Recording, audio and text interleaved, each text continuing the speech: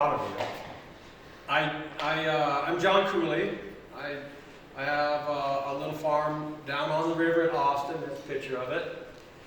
I came here for the first time when I went to Western State College, and I came here with my roommate in 1968 to till his mother's little plot of land over here.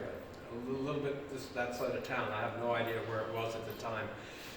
But at that time, I never dreamt, and it was this time of year, and coming from Gunnison to Cedar Ridge, and in a Volkswagen Bug, all we did was like because we had full down outfits on, and all we did was take clothes off all the way until we got to his mom's house, and then tilt her garden.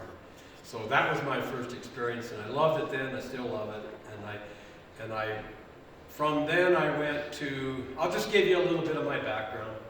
I went to CSU, went up to Grable, Wyoming, and taught vocational education.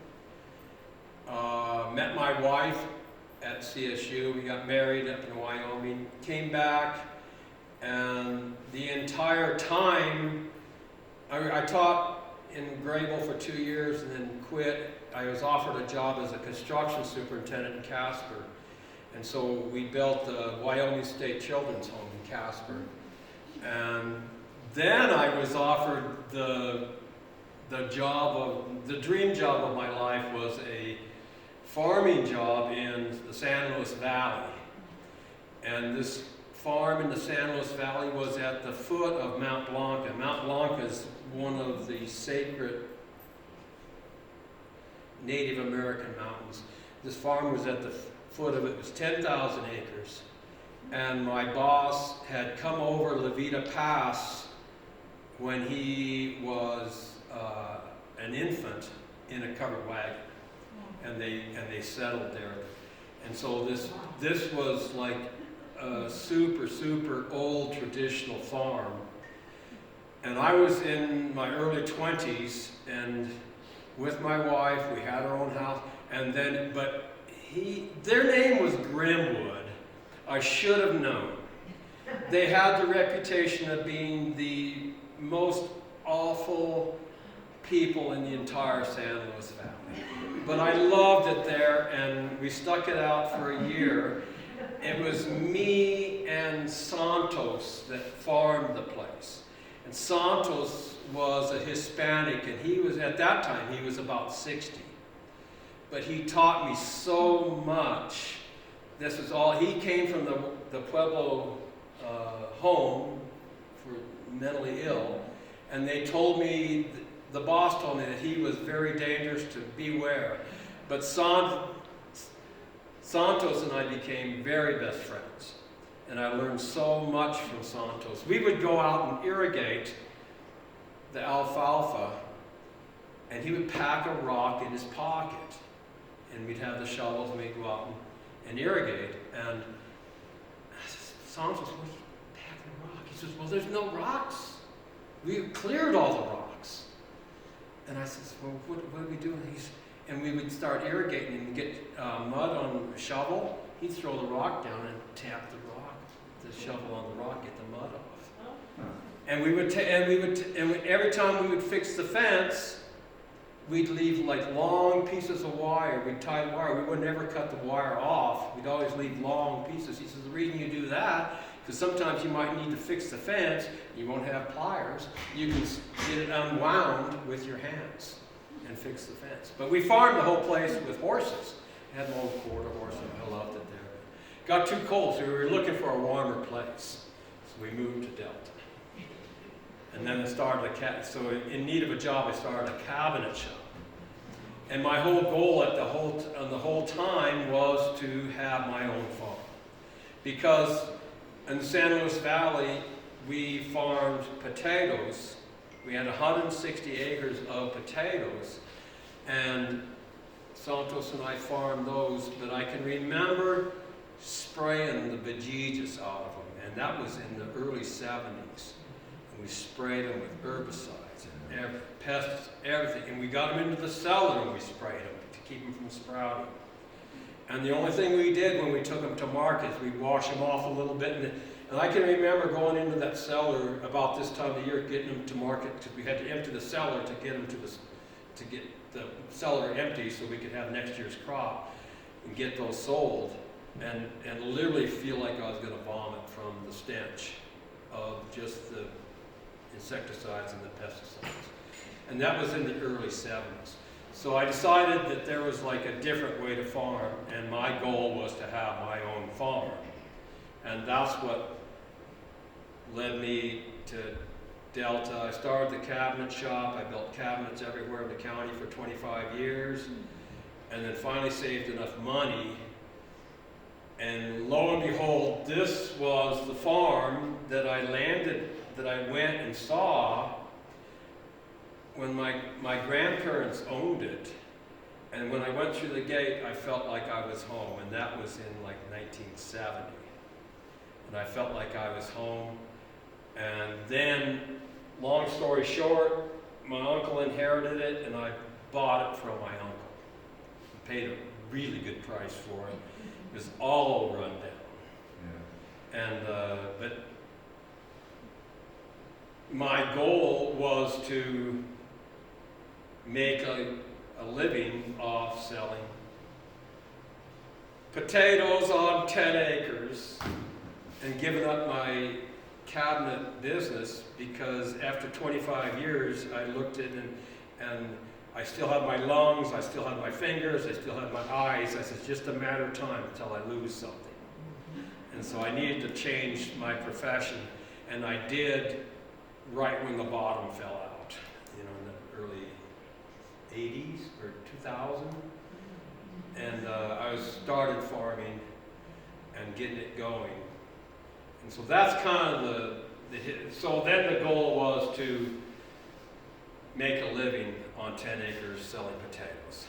So I brought some potatoes. I brought some seed potatoes, and you can help yourself to some seed potatoes. These are seeds from last year of what we need. These are toughies. When you're saving seed, you want to stress those plants, and because you want the toughest plants, the toughest seeds from those plants, because this is what we're doing, is we're creating a food system. And so these are really tough. These were last year, no rain. It was over 100, I can't tell you how many days. And they made it through, and they created potatoes without any disease, things like that. So you can help yourself to those later on. So what I've got, that's kind of the introduction. And so what I have is like this, a short little outline, and then we can have a discussion. I've been doing the little farm for 25 years. I'm pretty retired now. And I still do a garden. I love doing that. I do tomatoes and sweet corn and still some potatoes. And I did some potatoes for the food bank last year. I cranked it up and donated some potatoes for that. So here we are. This is called farming from the heart. It's kind of what I do. And so there's like the conventional farming. And a good example of it, what's going on right now, is down in the valley as you're going into Delta. I know those guys. I run the water in the Bonafide ditch, which irrigates all that. I've been doing that for 20 years. I've been in charge of the secretary-treasurer of that ditch company.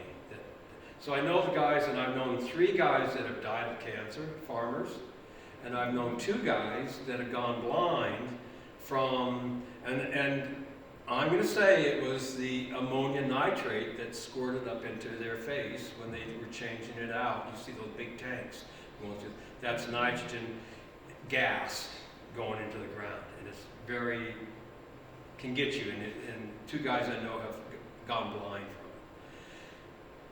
What they do is they go over those fields about 8 to 11 times before they plant with the tractors mainly to get the clods out. And it's like and by the time they get done with that, all you have is just a place to hold the roots. And everything's artificial there. It's an artificial substrate to hold the crop, hold the corn up. And it's just, and they've really gotten good at farming for the government.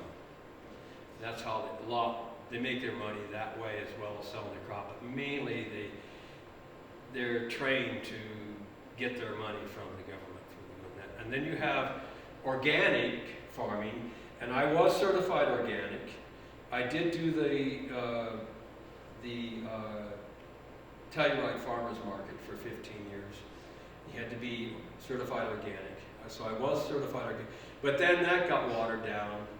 The termination organic is watered down. It's like that is described as things you don't do. And so then there's biodynamic. I don't know if any of you are familiar with that. Biodynamic farming is the realizing that the earth is in need of help, and realizing that if you farm correctly, if you do certain things, you have these really, really good, healthy crops.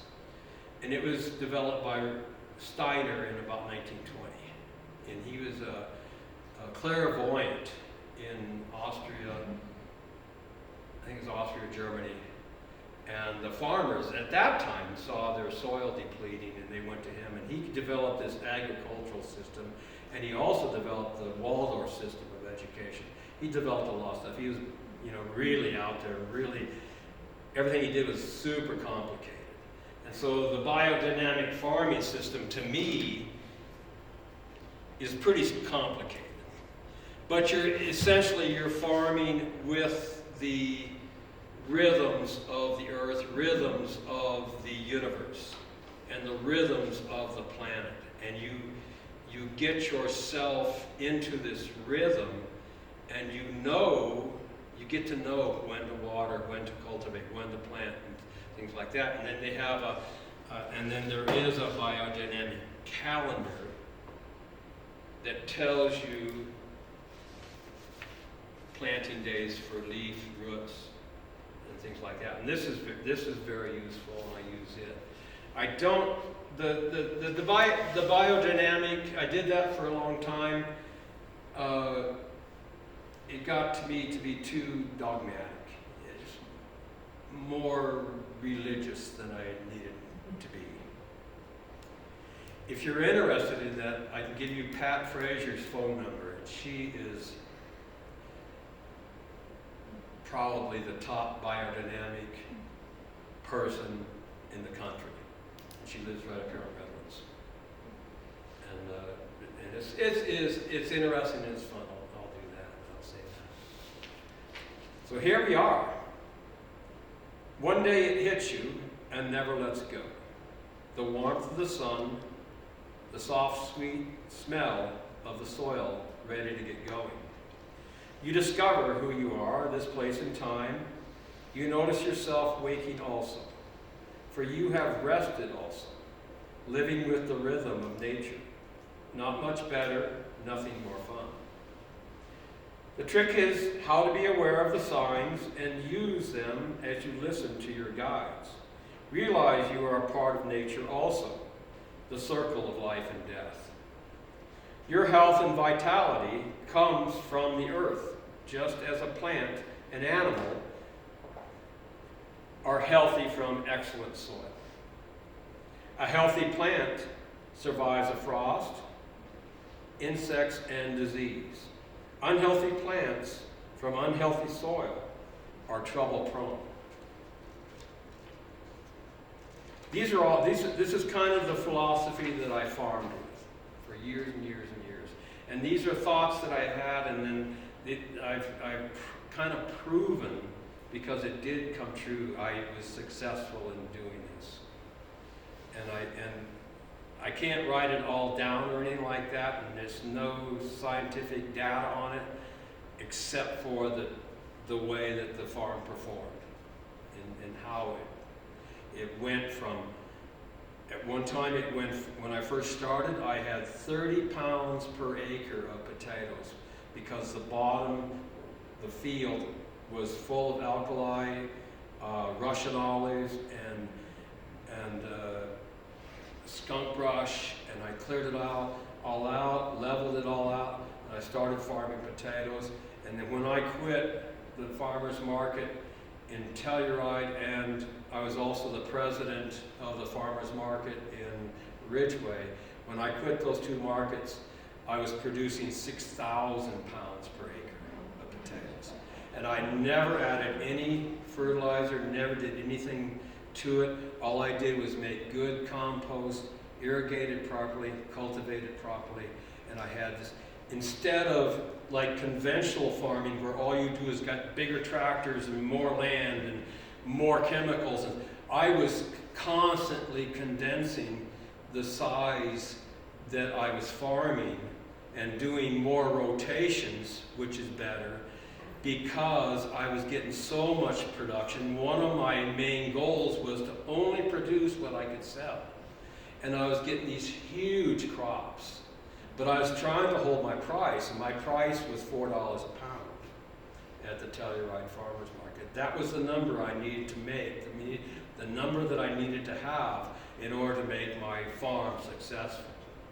And so I had to figure out how to produce a unique product and sell it and make the very best product and be able to sell it for that price.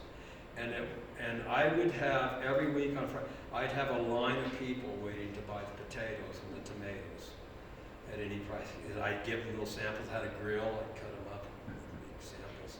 And the stories of the potatoes are phenomenal, and how people had never tasted anything that they could eat the skin, first of all. They didn't have to peel.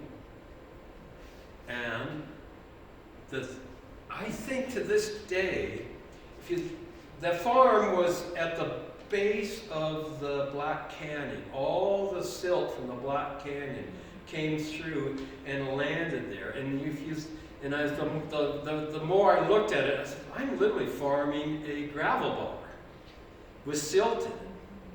So I had the silt and the gravel and the sand and the minerals. So my thinking was, all I have to do is get this soil from being so locked up and so tight using compost, and then all the nutrients would come out. And that's what happened. That's exactly what happened. And then it was sandy, so the potatoes just love sandy soil. And so it was loose. And then I got it where you could dig the potatoes with your hand, and you could put your hand into the ground up to your elbow, just like that. It was that good. And it was so fun. And then all the weeds came out easily because the soil is better. And all of a sudden, things became easy. And it was just like every year, it was more and more fun. And I would have these, I got to tell you this one story. I had this one customer at Telluride. She was, of course, very wealthy. And she would come every week and get a few potatoes for a couple of years. And we got to be pretty good friends. And she'd tell me about her troubles and having her 2 or 3 chefs and things like that. And having to live on her salary of $8,000 a week and things like that. And we got to be friends. And one year she didn't show up. And she didn't show up till August. And I said, well, where? She shows up in August. I said, well, where have you been? She goes, well, I went around the world. And I tried potatoes everywhere I stopped, all the way around. I tried potatoes everywhere. And I came back here. I couldn't wait to get here to get these potatoes. These are the best potatoes in the world. What a compliment. So anyway, that was exactly what I was doing. So there's no need to add artificial inputs. There is a need to add and get natural organic matter and organisms rolling in the soil. The finer the soil, the more fertile it is. But at the same time, the easier it is to get compacted. So when it's compacted, you get bindweed, you get knapweed, you get everything. The plants that you're trying to grow don't do as well. So by using organic matter, the soil gets looser. And at the same time, the pH goes down. When the pH goes down, so let's go back to Chemistry 101. You have acid, you have base. And in the middle is pH of 7. The base could be an 8, pH of 8 or 9. 8.5, nothing grows. My farm, when I started, was 8.2. On the other side, it's just as extreme with the acid. All the soils on the other side of the Mississippi River are acidic. That's why they're constantly adding lime to get the acid more to the middle. The middle is a pH of 7. That's rainwater. That's snowmelt. That is nirvana in the gardening world. So the closer that you can get your garden to a pH of 7, the more vitality you have, the richer green you have, everything becomes magic. Now all you have to do is get there. So you get there in this place. Cedar Ridge is really, really good. You've got good volcanic soil, you've got really good water, you've got all you have to do is get it a little bit loose. More than likely, soils have everything in them that a plant needs naturally. All you have to do is get the pH to 7 or thereabouts, and everything is naturally released. It's like a phenomenon. So conventional crops have this phenomenal amount of nitrogen in them. They add nitrogen. That's what the ammonium nitrate is. They add nitrogen. That's their big thing because big is good. Big is more production, more weight, more everything. They get more money. What we need is a crop that is higher in nutrition. So when you get your soil to a 7, the nutrition is there also. You become healthier, the food system becomes healthier, you have no disease, you have no bugs, you can withstand the frost easier because the plant is stronger, and the insects don't attack it and disease don't attack your plants because they are super strong, because your soil is strong. It's a simple concept.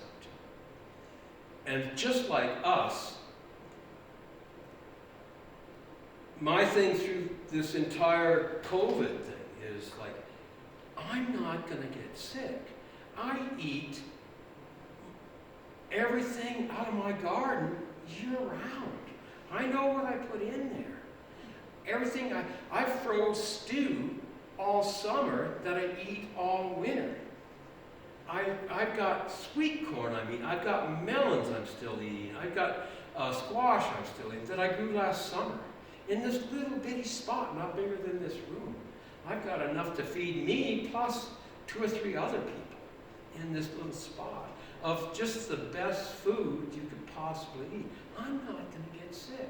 And that's what I think has happened, is our agriculture system, the soil, has become so depleted that people are more susceptible to to disease, and I think that was possibly one of the problems with getting that pandemic. We got a wake-up call on the depletion of the nutrients in our soil across the country, all around the world possibly.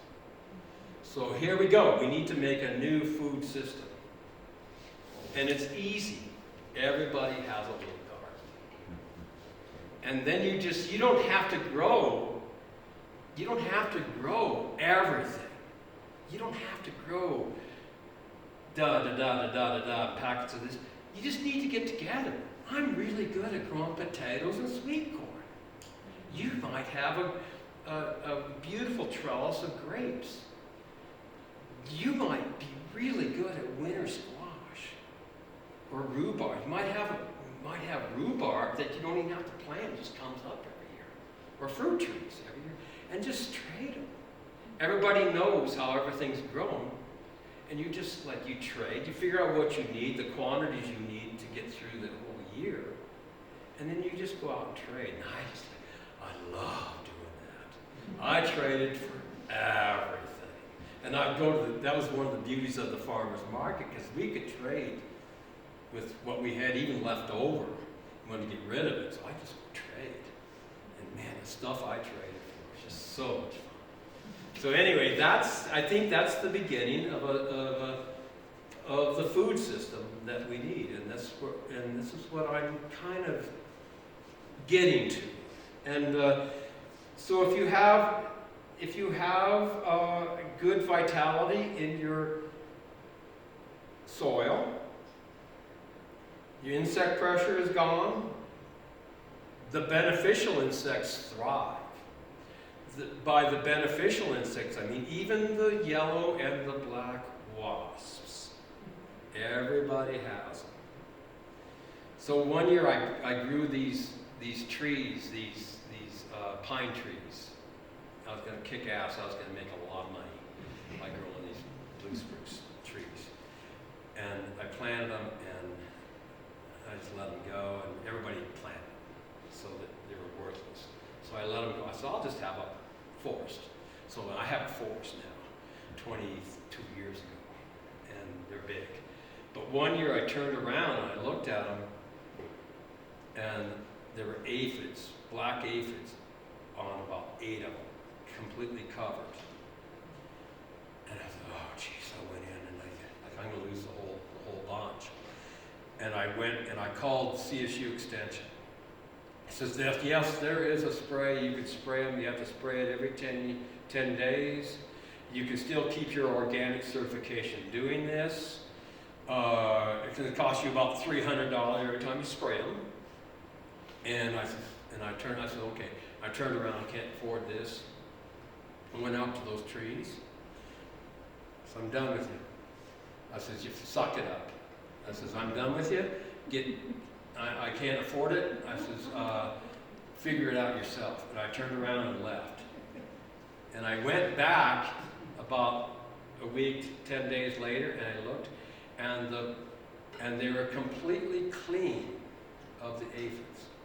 And I saw the black and the yellow wasps picking the black aphids off. They were just going down the tree, picking them all off. And I started thinking, I said, what a learning experience this is. If I would have sprayed those trees, I would still be spraying them. Or they would have died because I would have broken that circle, that natural circle of life and death. And like the aphids are what the wasps were after. And they saved those trees, and the trees got healthy because of it. If I would have sprayed them, I would have broken that circle. It's like everything. You have to almost have guts to just like stand there and watch your tomatoes. But I also don't have any tomato worms. The tomato worms hate that place because I've seen the wasps pick off the larvae of the tomato worms, and the little ones kill them. It's pretty interesting. The one thing I do do is the Grasshopper Control. I can't remember. It's like the biological suppression of the grasshoppers. I do that around the perimeter. Is it no low beam? No. And I'll leave a tall weed hedge of kochia and whatever. It's easy to do that. And the grasshoppers will hang out there and they won't come in. And then, so it's like a barrier, I'll do that. And other than that, I don't do anything.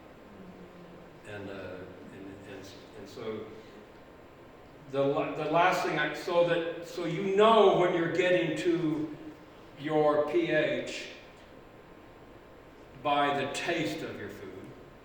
It tastes so much better than anything else. Even in the store, you can tell the difference. You get to where you can't hardly eat anything other than what you've grown. The second one is the color. Sometimes you get this unbelievable color in the tomatoes and the potatoes, and you'll open these potatoes up and they're just like, they pop open and they have this unbelievable deep color in them.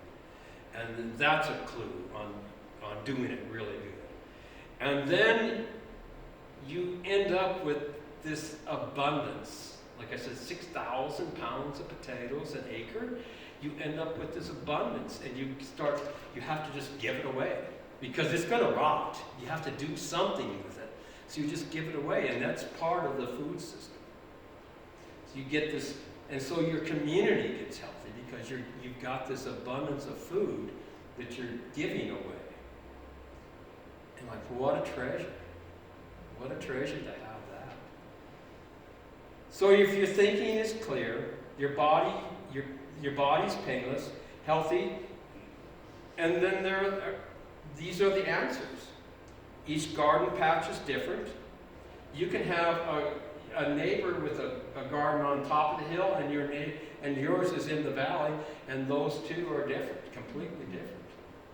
So there's no really set rules. I kind of went over just the basic things that I do, and then I do that. So I thank you, and thank you all. So we can have like a discussion if you want to, and I'm open and free if you want to. John, are you still using vinegar to? I can do like a short little spurt on vinegar. Yeah. Okay. So vinegar is an acid, and I'm constantly looking for acid. Tree leaves are an acid. Fruit residue is an acid. Lemon, anything like that is an acid. So that's like a treasure to me to come across. I've got people that bring me leaves, and I put them in the compost. And I go, wow, for free. I get acid for free, and they break down. The worms, and another thing is as your pH gets better, the worms come. Everything comes. So that's providing nitrogen also. And then as the compost breaks down, it goes to nitric acid. And that's an acid that has nitrogen in it. So that's the compost again. But the vinegar is really a cool thing. So I started with 2% vinegar, which is right out of the store.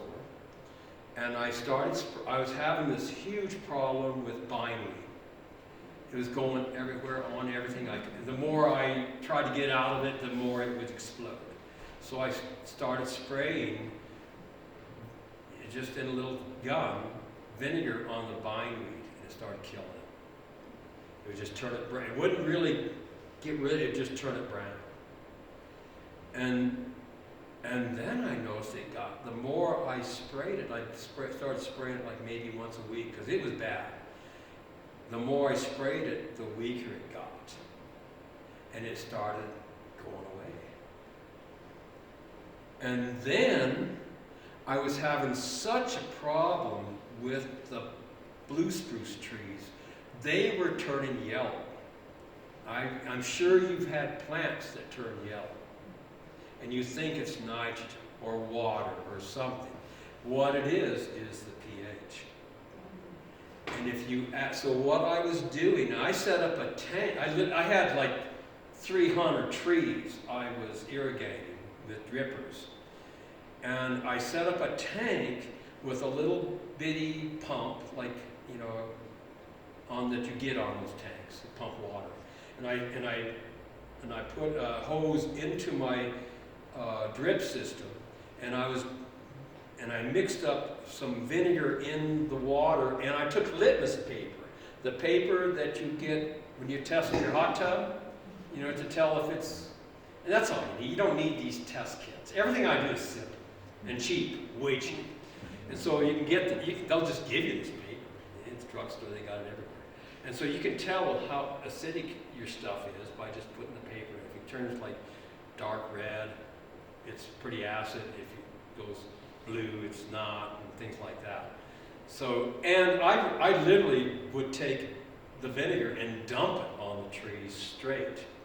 And the ground would start bubbling white because it was just like this chemical thing. It was just like, and it didn't hurt anything. It was how alkaline my soil was. And I started dripping the acid onto the trees, and they exploded. They got this lush green, and they grew like steak. And I don't even have to do it anymore. But it was a combination of me. I mulched them with leaves, and I dripped them with a mix of vinegar. You can also use vinegar as an herbicide. You can make your own herbicide by mixing. I've got some really, really strong vinegars, like 17%, that I bought bulk in tanks, because I was using it on the knapweed. I was using it on everything. It'll kill. It's the same formula that they use in an organic herbicide called Aldab. And it's vinegar, and you can do this with just the vinegar out of the store. You can take that vinegar and out of that gallon of vinegar, you can put a teaspoon of lemon juice or an acidic juice. Lemon juice, I think, is pretty good, but you can use orange juice, whatever juice you want, and then some dish soap, like a couple tablespoons of dish soap, and mix it all together, and that's your herbicide. The vinegar is the acid that cuts the plant in the leaves, the veins. It'll cut through there. The acid, the lemon juice, enables that vinegar to go in really deep, and the dish soap keeps it on the plant longer. And it just, whoa, baby, watch out, because it'll kill everything. But so anyway, but I don't even use that anymore. So the soil got so good, I could use these hose for weeding. And this one, these are my toys. This one you can stand and just go like that. You don't have to bend over. It saves your back. And your soil gets so loose, you can just go like that. And it all comes out. And this one gets, so all you're doing is you're going this deep.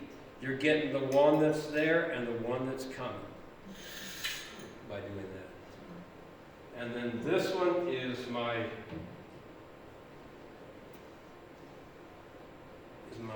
this one goes that way and that way, and on the end. So it's sharp all the way around. And it's the same principle, you just like slide it right underneath.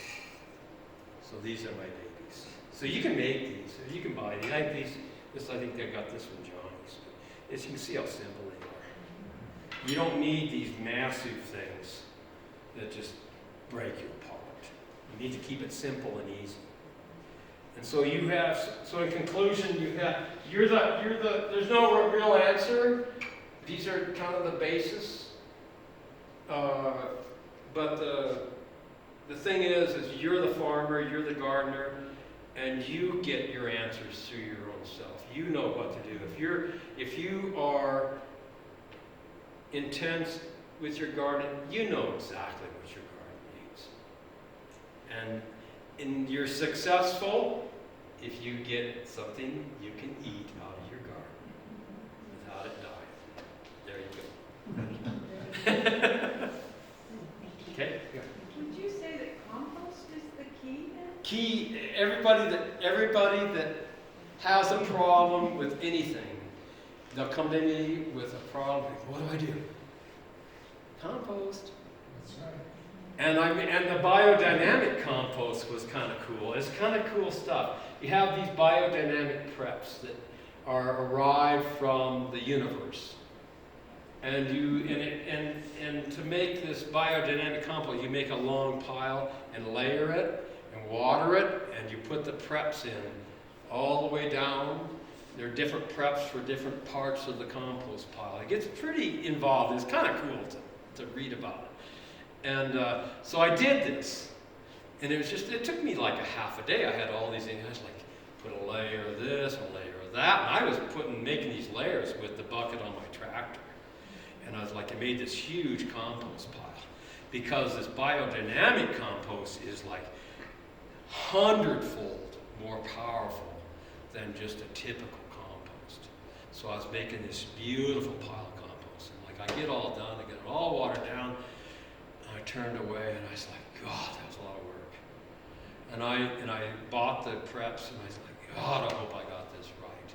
And I went into the house and got a sandwich and I came back and I looked at it and there were 2 rainbows all the way down the compost pile. And I turned around and I was like, I guess I did it okay.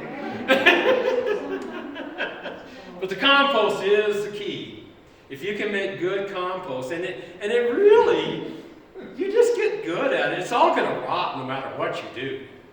And it's like, and you can put organic matter right on the ground, and it will break down into compost. You can use grass clippings. The main thing that I found, I used to use a lot of grass clippings, but one year I found that the grass, my compost, when I put it down, things were starting to die. And what had happened is everybody was starting to use weed and feed on their lawns. And so this residue was getting into the compost and then into the garden. So I quit using lawn clippings unless I know the person and they say that they're not using it. So it's actually the lawn clippings with leaves, primo. And I use horse manure over cow manure. Cow manure has a lot more salt and a lot more antibiotics. Horse manure in general, people with horses feed their horses absolutely the best alfalfa or the best hay. And so you know that you've got some really good manure. And it still has some nitrogen in it. Most generally it's got wood chips in it too that can break down in your compost. Oh, another warning on the wood chips. Absolutely always compost wood chips. Do not put wood chips or sawdust, unless it's from hardwood, on your garden, because the hardwood's an acid. Typically the pine are not acid, not acidic enough. And what happens when the wood chips break down, they suck the nitrogen out of the soil. So you want to always compost wood chips first before you put those on the garden. Well, I found that out from experience too. What do you think of wood ashes in compost? Wood ashes, take them to the dump. Absolute worst thing you could do is burn your field. These guys love burning the weeds and burning the field. They say, well, we'll get rid of a lot of weeds.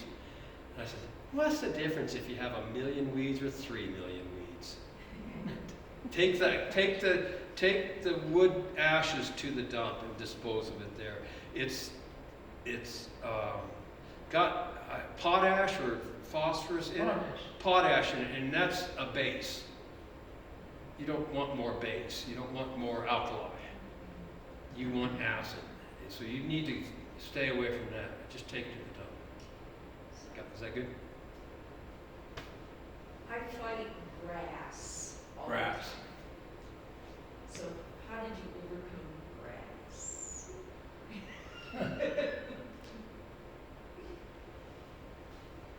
That's a tough one. Thank you. You can spray it with the vinegar.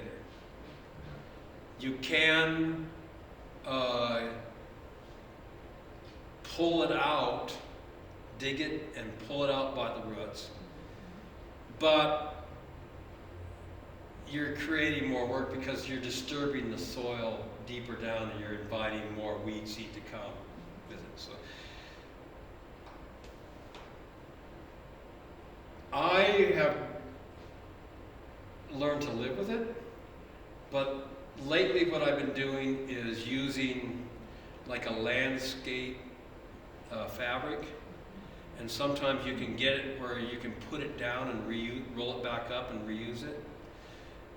It's kind of a pain, but the grass is a problem.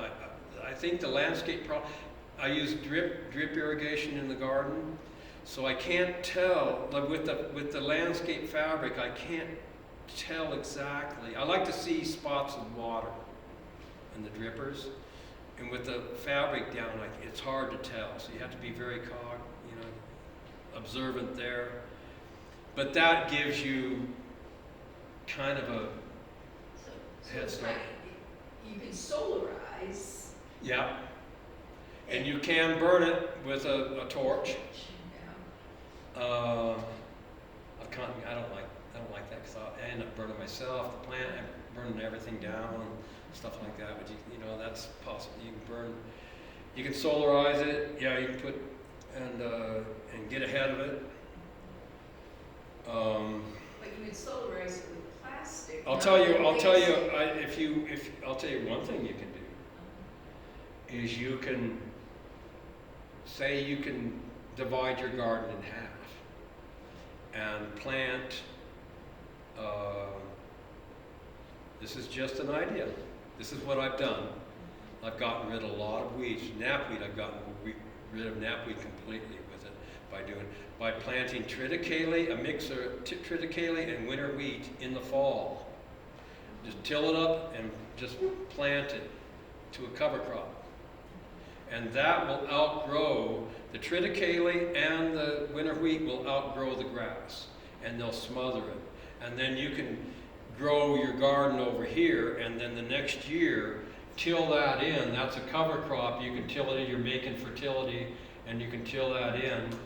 And I have literally mowed the triticale down and then cut just a path for where I'm going to plant. And then all I have to do is keep the triticale mowed down. The triticale is kind of like a wheat. It's a grain. It's really cool. It gets huge. It's beautiful. But you can mow it, you can till it, you can harvest it. It's got more protein than wheat. You can make it into bread. The grains are beautiful. They get like that long. And you can get it at CropWorks. And it'll germinate on this floor. It's really good for compacted soil. It would be really good if you're rotating. So that'd be one thing you can do is like divide your garden into thirds and do cover crop and just do your garden 1/3 at a time. And like your grass, if it doesn't go out that year, replant it again and then till it again and replant it again. All this takes time. People want like these magic solutions, but it all takes a couple of years, and then you'll find what works and what doesn't work also. Those are some suggestions, and I've done that. I've made the mistake of just getting crazy and decide to plow it all, and just like all I get is these beautiful plants with these beautiful lavender flowers on them. It's just like this, about this tall. It's all a field of knapweed. And it's like, oh. Have you ever dug up a knapweed? They've got roots like 30 feet long, and they'll stay dormant for like 30 years. Same with bindweed. It'll stay there for like 30 years until you disturb it, and then you're just done. I've been gardening here about 3 years up on Cedar Mesa.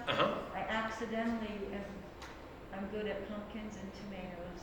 Good. So I'm thinking about my accidental areas that do better than the others as I'm learning, and there's a great gardener back here. But I'm starting a new compost pile. The other one didn't work, So I figure it'll be about 3 months. I'm putting it together. Why didn't the other one work? I stopped using it. Huh. I had a new shoulder and it got sore, so I said, I'm gonna wait Okay. a year. Okay. How do you test the pH as you're developing? pH? Developing your garden and I'm working it and putting in the right manure. How do all you big-time gardeners test the pH when you initially start planting in April or May? Because that's what I wait for.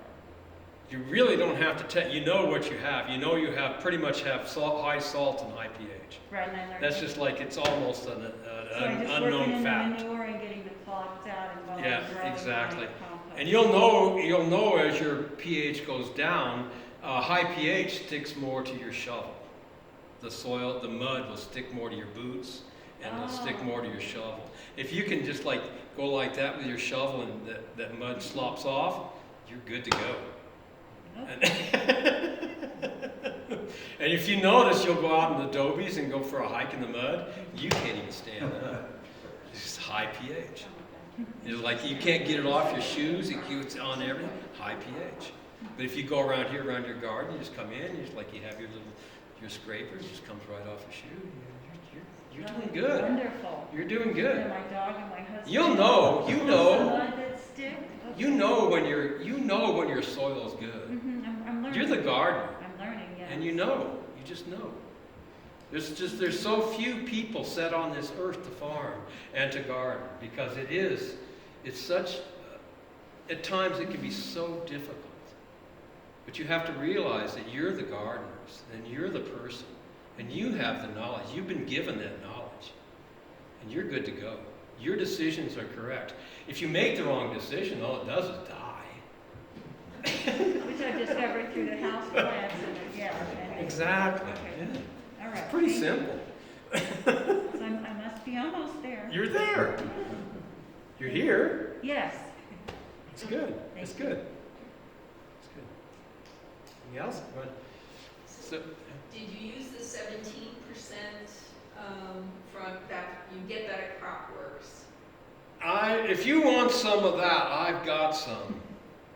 I would sell extremely reasonable. It's literally an acid. You have to be really, really careful. I diluted it about in the third, so that would be like 5 to 6%.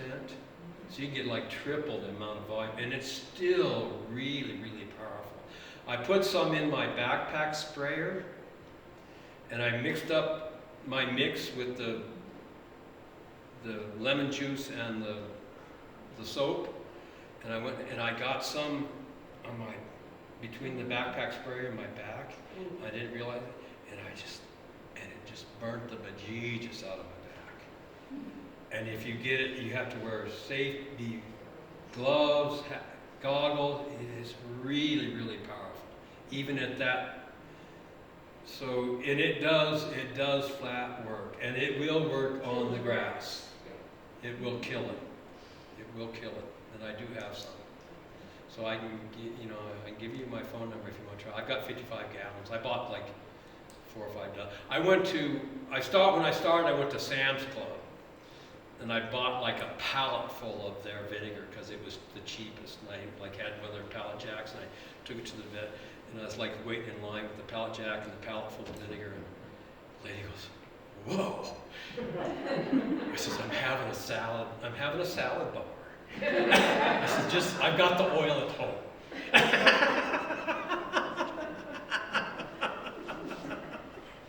Yeah, it was fun. It was like to explain to people what you're doing. You don't have the time. But that was I was like one of the first that started using the vinegar on the bindweed, and I don't have any bindweed. Once in a while, I'll see a bindweed coming, and I'll just take a shovel and dig it as deep as I possibly can, get all the roots out as I can, much as I can, and it's gone. It doesn't even want to come back. Or I'll cover it. Don't let it see light. The weeds like light, and they like light, and they like compacted soil. And so that's kind of the secret: is get your soil loose, the weeds don't. Timing on the binding and spraying is very critical. Pardon me? Time, is very critical. If you spray it in the fall, Yeah, it'll take it down into the roots and kill the plant. it's a good point. Yeah, timing is pretty critical for And both. same with the Russian olives. Yeah, You can cut a Russian olive and spray that with the vinegar and it'll kill it. September. Because it's going down, yeah, it's going, everything's going down, good point, yeah. Yeah. So you have to get, here we go again, the rhythms of the earth is what we're working with, Like the compost, compost. compost needs to be turned constantly. Compost and oxygen. Everybody thinks you gotta keep it soaking wet, that's wrong. You need a combination of oxygen and moisture, and the more you turn it, the quicker it composts. And the more you turn it, the hotter it gets. Yeah, So you want to keep, and a lot of the compost magazines on how to make, say you have to get it to a certain temperature. What you're doing, if you get it super hot, you're killing the microorganisms that you're trying to get out of it. yeah. So you don't want it very hot. You want it just hot enough to Right. decompose. And but they say, well, you need to get it this hot to kill the weed seeds. And so you're going to get weeds no matter what you do.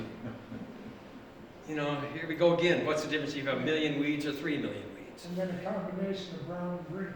Exactly. Yeah. You gotta It's have quite a an art. combination. It's quite an art. The composting, Yeah. and it's fun because you get better as you go along. You find your favorite. I love onions, to decompose onions in the compost. They have a sulfur content which brings down the pH, and they're 90% water, so they will add water to your compost. Plus they have the leafy structure, the green. Right. And so they're good. They're really good. So I was going down to Delta and they were just dumping these onions out. They're rotten onions. And I had a dump trailer and I got my dump trailer full of these rotten onions. And I was bringing them back and I was making compost with these onions. And I was getting a pretty good pile. And he says, do you want just a truckload of these? I said, sure, just bring me a truckload. And he goes, I'll deliver you a truckload for $10. I said, perfect. So he brings this huge truckload. He dumps it. I got this mountain of onions. I was like, okay, so I've got to get these down because they're going to smell up, even though I don't have any neighbors, they will smell up the neighborhood. And so I said, I got to get these down. So I says, what I'm going to do, how do I decompose? Aha, the brush hog. So I hooked the brush hog to the tractor and I go barreling into the compost, the pile of onions with the brush hog turning. Onions cut it. Oh, geez. I couldn't breathe and I started crying like a baby and the tractor got stuck. I was in this mountain of rotten onions and I couldn't see and I couldn't breathe. And I jumped off and swam through the onions. Got back, went in the house and washed off and came back with mass and everything. And I had to pull the tractor out with the other tractor. And just, that was dumb. So anyway, don't do that. But the onions are good. Onions are good, especially with horse manure and leaves. That combination is really good because they're sulfur. They're full of sulfur. So and they're abundant. They want to get rid of them. They're abundant. And so that's good, and they have moisture. And then another one is the mash from the apple juice. That's really good, and that breaks down fat really fast. It doesn't have, by the time it breaks down, it doesn't have a whole lot of body left. So you don't, it's like you're building this, you start with this huge pile and you end up with this little pile. But that's really good because that's all acid. Are there any bad leaves to put in your compost, like cottonwood, seedless cottonwood? Cottonwoods anything? are excellent. I like the, Cottonwoods don't compost very fast. no, they're big. You gotta shred them up. Yeah, the ones, but they will, you gotta mix them. Yeah. But the ones that I like are the globe willow. Yeah, willows. Those are little ones. Maples. Yeah, little leaves, but Yeah. any of them are good. The big cottonwood ones make an excellent mulch. You can put those around, and the grass has trouble with that. You could pack them in too. And newspaper's another one you can use for a mulch. I've tried straw. I've tried like mounds and mounds of straw, and that works pretty good, but the grass will still come through. And then you can't.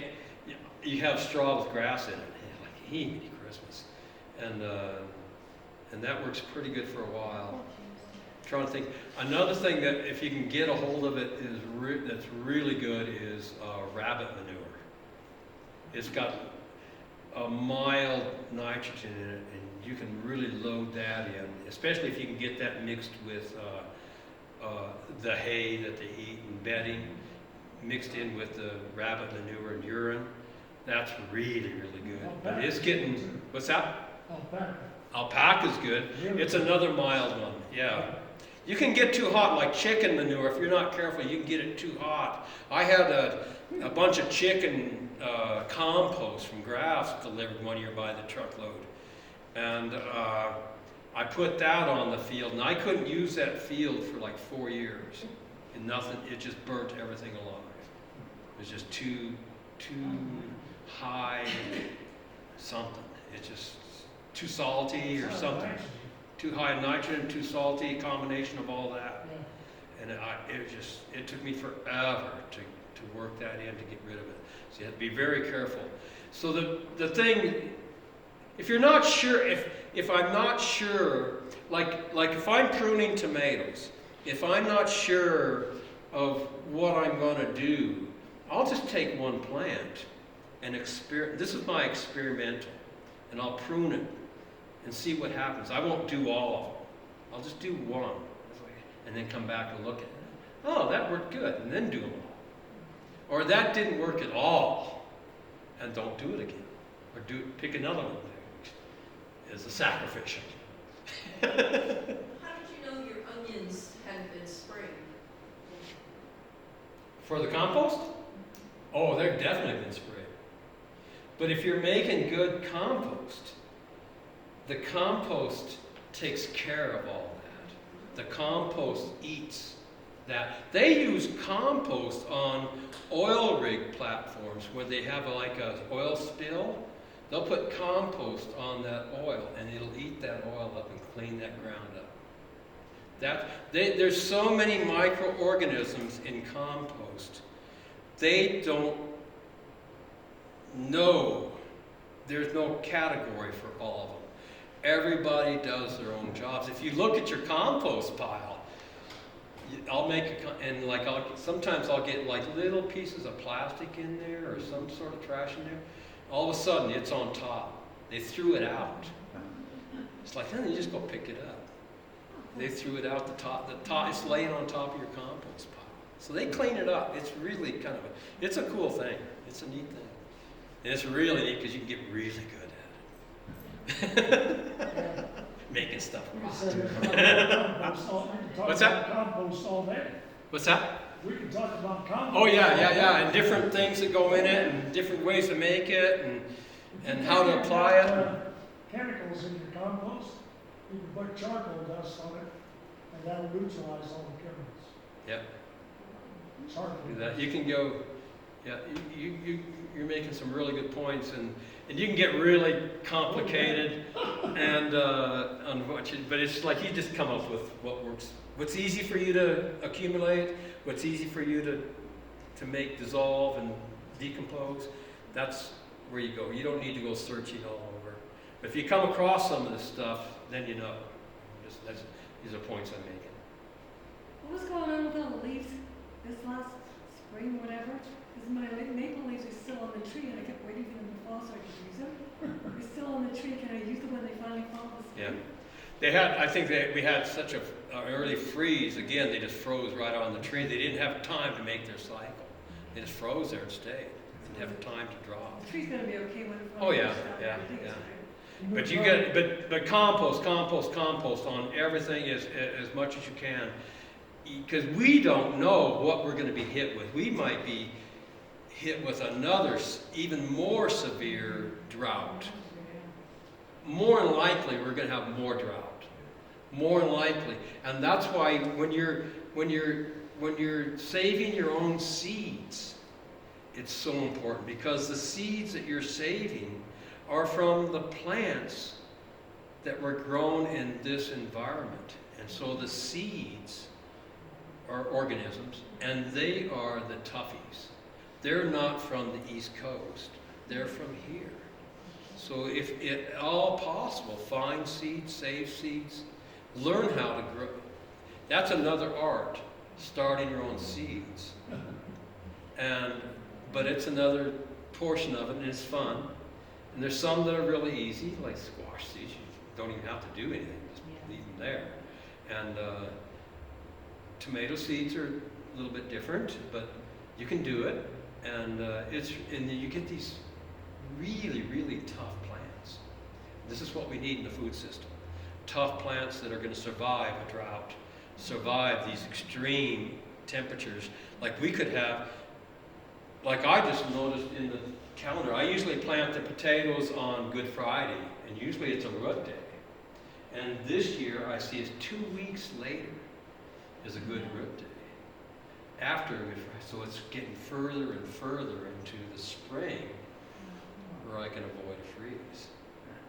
But it was interesting that I could plant early. I was telling these guys earlier, so when I was doing the farmers market in Telluride, they demanded that I had potatoes there for the first day of the market, which was June 20th. You can imagine having potatoes June 20th in Telluride.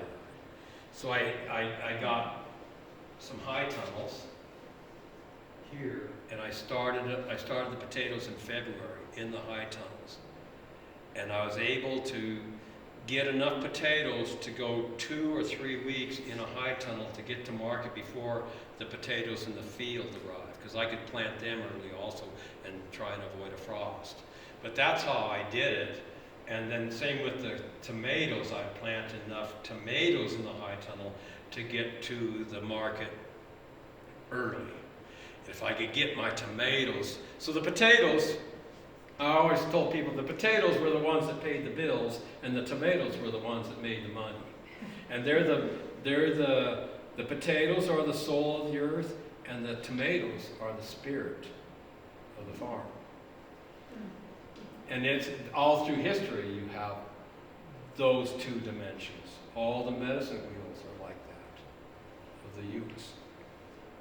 In many religions are like, you have the soul and the spirit. And that's what you have. The potatoes are the soul and the tomatoes are the spirit. So I got these tomatoes. Like I was getting really good at tomatoes. I had like 6 different varieties and they were big. And I'd take them there. And one year, Pat Frazier and I went there one year. And I had a Toyota van, and we had that thing packed full of tomatoes. You couldn't. I think I had her sitting on the deck in front, because I couldn't get any more tomatoes in there. And I got there to that market. We were early, and we pulled in, and people saw me pull in with those tomatoes, and they went batty. And they just started taking. I had them in flats, and I didn't even have time to get the scale out to weigh them. And they were just buying these flats and these tomatoes, and we started selling the flats of tomatoes. I told Pat, let's just go $100 a flat, 10 pounds, $100 on the tomatoes, and we sold out. We sold out in 2 hours, and we made $3,200. You talk about. Oh, God's sake, because by the time you get there, you are flat broke. You just because you got all your money and all your effort into your crops, and all you have to do is market. Just try and get them to market to get your cash. And it's such a thrill to finally make it. Anything else? Go ahead. I'm backtracking a little. Uh-huh. Should I use my wonderful compost I'm going to make around my seedless cottonwood trees? Sure. Instead of those funky spikes my husband wants to buy? Sure. Or anything else? And the thing is, you're making your own input. Look at all the money you're going to save, and look at all the effort You know, and a lot of times I like tell people like, well, they've got these fixes for your garden. You just order it all in. By the time you realize that you need it and get it ordered and get it here, you don't even need it. It's already dead.